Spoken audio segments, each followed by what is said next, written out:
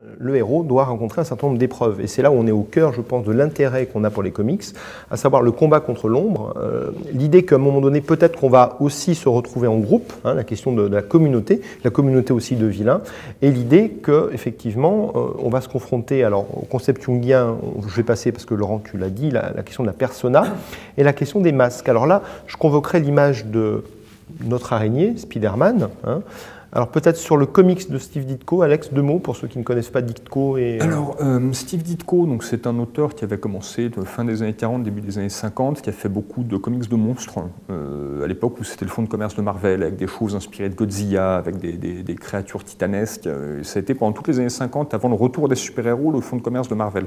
Il va amener Spider-Man, donc ce personnage masqué, qui est au départ un adolescent, et ça c'est une des grandes forces de Marvel, les grands héros, les adolescents chez DC Comics, c'était Robin, c'était Speedy, c'était Aqualad, c'était les jeunes hommes, jeunes assistants du grand héros. Toujours maintenu dans un état infantile. Voilà. Alors que dans le cas de Spider-Man, c'est clairement, au lieu d'être Robin, il est le héros de plein droit, qui va devoir d'ailleurs se construire tout seul et découvrir que, c'est la maxime de la série, à grand pouvoir, grande responsabilité. Et Steve Ditko et Stan Lee vont d'ailleurs se retrouver en conflit sur cette notion de pouvoir, de responsabilité et sur les ennemis. La grande fâcherie va être autour de l'identité du bouffon vert, le méchant au nombre de Spider-Man. Et on a 700 numéros, je vous montre la couve du 700e, avec une mosaïque. On est à 730, 730 énorme. Hein. Alors sur le plan, Laurent, au niveau cinéma, au niveau symbolique, Spider-Man, qu'est-ce que ça t'évoque? Alors c'est très intéressant parce que, il y a eu plusieurs adaptations à la télévision. Je me rappelle de celle avec Nicolas Samond dans les années 70 qui ferait passer l'inspecteur Derrick pour un truc palpitant. Oui, c'était absolument c'était le début des premières adaptations avant la grande vogue et surtout avant les effets spéciaux numériques qui ont permis quand même de faire des adaptations beaucoup plus proches de l'esprit des dessins en action, puisque c'est ça qui était vraiment intéressant à faire. Mais dans la trilogie qui s'est arrêtée maintenant, puisqu'on est passé à une nouvelle série. Dans la trilogie de Sam Raimi, ce qui est très intéressant, c'est de voir surtout pourquoi la trilogie s'est arrêtée.